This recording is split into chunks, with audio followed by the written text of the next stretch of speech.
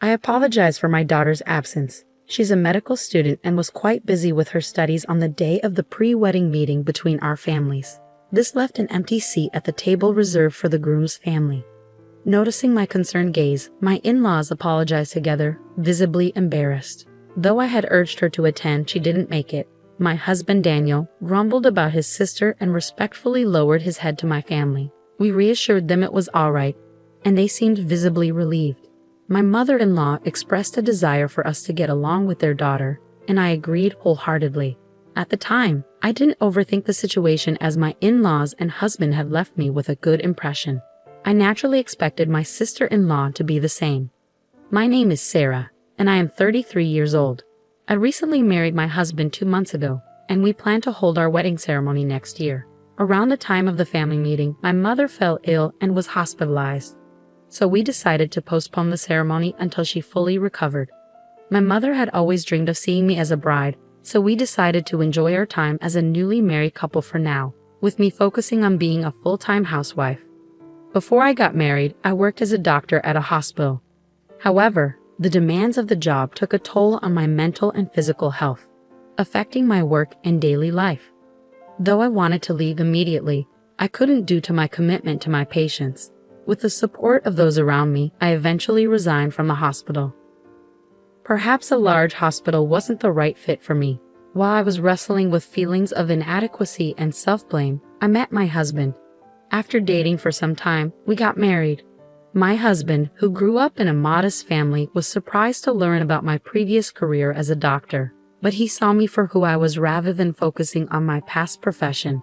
He promised to make me smile every day and worked hard to keep his word. I devote myself to cooking and housework to make my husband's life as easy as possible.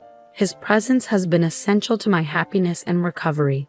My health has steadily improved, so I'm thinking about returning to work and using my medical license again. Despite our happy life, there remains one concern: my sister-in-law. My sister-in-law, whom I haven't met yet, is a busy medical student according to my in-laws. We were supposed to meet her at the family gathering, but she couldn't attend due to her studies. She excelled in her exams on her first try, indicating her remarkable talent. My husband and I got married a few months after the family meeting, so we missed the chance to meet her. I hope we will have the opportunity to get to know her someday. One day, while my husband and I were out shopping in town, enjoying ourselves browsing furniture and matching tableware, we decided to take a break. Just then, we heard a woman's voice exclaim, "Hey, isn't that Daniel?" My husband turned around, and I followed his gaze to see a striking young woman in a low-cut dress, high heels, and a strong perfume. "Lisa, what are you doing here?" my husband asked. The woman, whom he called Lisa, stared at me, making me feel slightly uneasy. My husband introduced her to me. "Sarah, this is your first time meeting her, right? This is my sister, Lisa." "Oh, so you're Lisa. Nice to meet you. I'm Sarah," I said, politely bowing my head. Though she wasn't what I had imagined, I tried not to judge her by her appearance. As I reflected on this, my sister-in-law laughed mockingly. "Oh right, you're already married. So this is my sister-in-law? My brother is handsome and has a great income, but he married such a plain older woman. It's a mystery," she said with blatant rudeness. Her remarks during our first meeting took me by surprise.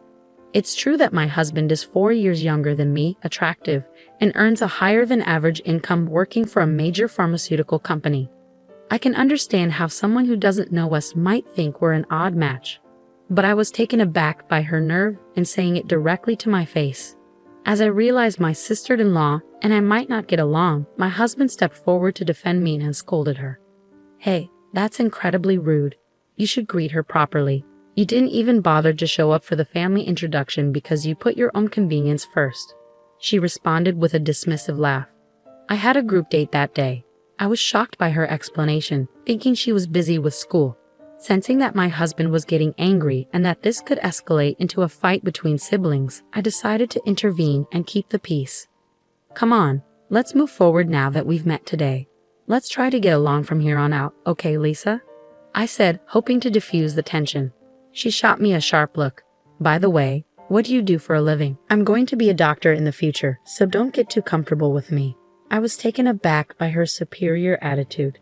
Had I upset her in some way? Her arrogance was quite overt, and she seemed intent on belittling me. I tried to calm my husband, who was on the verge of raising his voice, and answer her calmly. I'm currently a full-time housewife. I used to be, but my sister-in-law cut me off. A full-time housewife is just another way of saying you're jobless. I can't believe my brother is married to someone like you. Are you just leeching off his money? Her disrespect for full-time housewives was infuriating. My cheek twitched at her condescending remarks.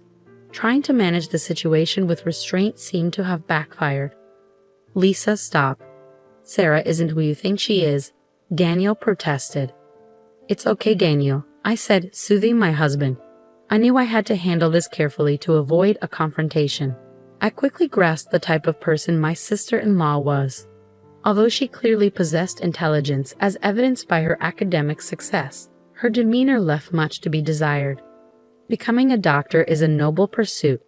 It's a challenging path, so please keep working hard, I said with a warm smile. Excuse me, she retorted. A jobless person has nothing to teach me. Also, since I'm still a student, I'm not expected to give my brother a wedding gift. Throughout our conversation, her condescending attitude persisted, and it seemed my husband had grown weary of arguing. He waved her away dismissively. Just leave, he said, as though shooing her away. She protested. I tried to talk to you, and you're so ungrateful.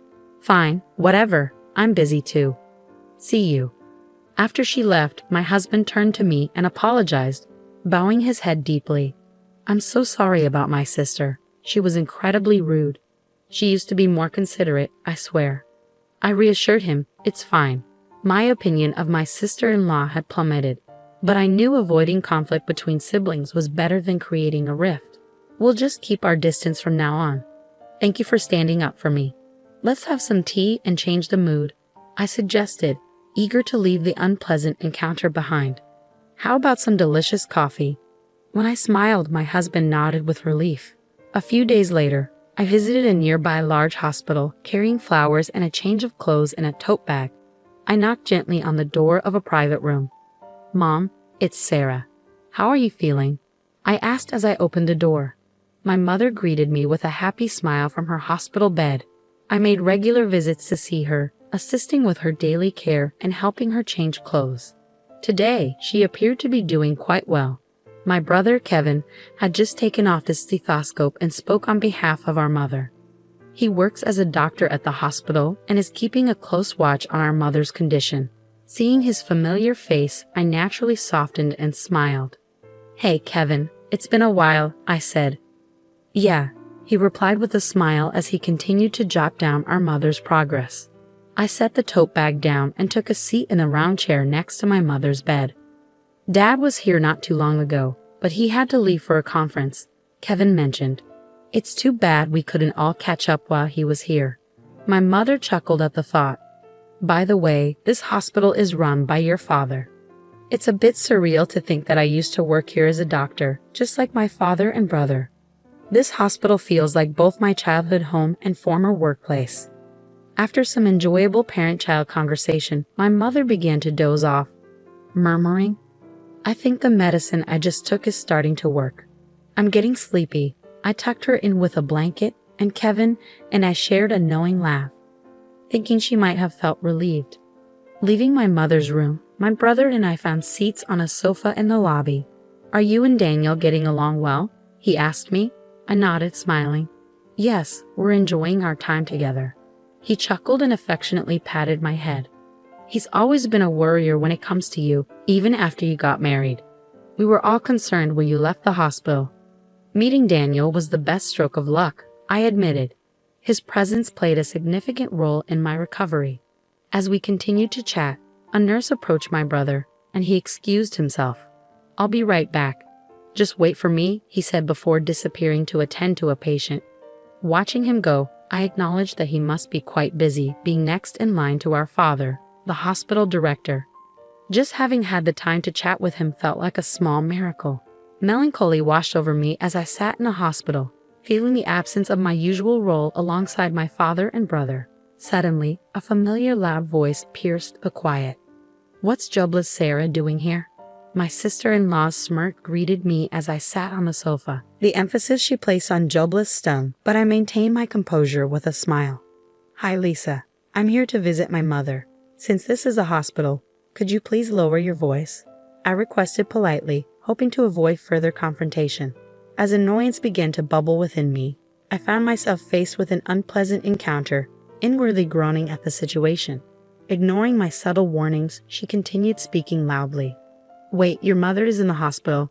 I'm here today for my internship," she exclaimed, seemingly surprised. I had suspected as much from her appearance. It wasn't uncommon for her, being a medical student at a nearby university. However, I hadn't anticipated seeing her, and her attire seemed out of place for the setting. Glancing at her flashy makeup and loosely tied hair, I couldn't help but be taken aback. While I understood the time constraints of her studies, I wondered if she grasped the importance of professionalism, something I had prioritized during my time working as a doctor. I wore makeup too, but I prioritized cleanliness and kept it subtle to avoid making patients uncomfortable. I wondered if anyone had spoken to her about it. Looking around, I noticed a few medical students and doctors from the hospital standing behind my sister-in-law, their faces pale with confusion. Many of the doctors at the hospital were my former colleagues, and the medical students seemed to have just learned that I was the daughter of the hospital director. To them, she likely appeared as an audacious medical student being rude to the director's daughter. Concerned that my sister-in-law's loud voice would disturb the hospital's calm, I tried to suggest moving elsewhere. Lisa, could you please lower your voice? It's bothering people," I said. Lisa interrupted me with an exaggerated sigh, almost as if she was trying to provoke me. "A good-for-nothing daughter snagged a high-income guy like my brother? I bet your mother is relieved. You're probably making him pay for your mother's hospital bills, huh? Just like a trashy mother-daughter duo would," she sneered, making sure everyone around us knew just how she viewed me. Both the doctors and medical students frowned at her disrespect, as did the passing patients. Being publicly humiliated and having my mother insulted pushed me to the edge of my patience. "Hey, you need to stop this," one of the doctors intervened, unable to stand by any longer. But Lisa just laughed carelessly, ignoring him. "She deserves to be told off like this," she said. The doctor who intervened looked at her with a frown and said dismissively, "Your behavior will end your career." Lisa seemed oblivious to the weight of his words. Just then, my brother returned from finishing his errands. He saw the tension between me and my sister-in-law, as well as the uneasy atmosphere around us. He tilted his head, puzzled. "Oh, Kevin," I greeted him. My sister-in-law's attitude shifted dramatically when my brother appeared, and I was taken aback. I never imagined the phrase "playing the hypocrite" would fit so perfectly. She altered her tone of voice and approached my brother, and I couldn't help but notice that even her appearance seemed to have changed. Kevin is young, talented, and undeniably handsome, even from his sister's biased perspective. As the successor to our father, he is incredibly popular, and I instantly sensed that she was aiming her attention at him. "Sarah, did something happen?" she asked, glaring at me as she referred to my brother by his first name. I was dumbfounded as Kevin slowly distanced himself from her and responded, "Well, yeah." Perhaps finding his response less than satisfactory, she persisted, "But you know, she's married, right? You didn't know that, did you? You should be careful, Kevin, considering your popularity." Her nasal, whiny voice grated on my nerves, and it was clear she saw me as a rival for my brother's attention. "I mean, she's my sister, after all," Kevin stated, causing her to freeze in surprise. I struggled to hold back laughter at her shocked expression while she stood there dumbfounded. The doctor who had intervened earlier whispered something to Kevin, likely explaining the situation. My brother's expression quickly turned stern. "Wait, so Sarah is the daughter of the hospital director?" he asked, turning to me for confirmation. I nodded, confirming to his bewildered sister-in-law. "Yes, I'm his daughter. I used to work here as a doctor, but I had to quit due to health issues. Now I'm focusing on recovery and temporarily being a full-time housewife, doing my best with housework." My words left her pale. I had heard from my husband that she was hoping to secure a job at this hospital. She must have realized that her insulting words about me and my mother, which had reached my brother's ears, had severely diminished her chances of being hired. Moreover, her dreams of a wealthy marriage seemed to have been dashed as well. I glanced at my brother and felt a pang of bitterness. Unbelievable, he muttered under his breath. It seemed that my sister-in-law had never been on his radar. Though I've heard you're quite talented as a medical student, I began. Upon hearing my words, her shoulders trembled. Calling someone trash and mocking them before you've even become a doctor shows a clear problem. If you don't recognize what's wrong, you lack the qualifications to be a doctor. Reflect on your actions. The surrounding audience nodded in agreement. My sister-in-law, who once looked down on me, was being lectured, and even my respected brother seemed disappointed. It was a series of humiliations for her. But I didn't want her to continue down this path as a doctor. I believe that doctors have a responsibility not only to save lives but also to empathize with their patients. I don't understand at all, my sister-in-law said, unable to bear the atmosphere. She turned abruptly and ran off, ignoring the nurse who scolded her for running in the hospital. In her haste, she tripped and fell dramatically. Kevin and I exchanged glances and chuckled. 6 months later, my sister-in-law, known for her bad attitude, found herself completely isolated after ridiculing me at the hospital. Her pride led her to drink heavily, resulting in a severe injury and subsequent hospitalization. Ironically, she needed medical care and finally seemed to grasp her own arrogance. I'm so ashamed. I want to apologize to Sarah. Her parents said she now spends her days in regret and reflection. She took a break from medical school and planned to change her ways after her discharge. It would be a challenging road ahead. Meanwhile, I secured a new job as a medical doctor at a pharmaceutical company. My work involves researching and developing drugs and verifying the safety of new medications. Although my father and brother asked if I consider returning to the hospital, I prefer to begin a new chapter elsewhere. My mother's health improved enough for her to receive home care, and she's eagerly anticipating attending my wedding next year.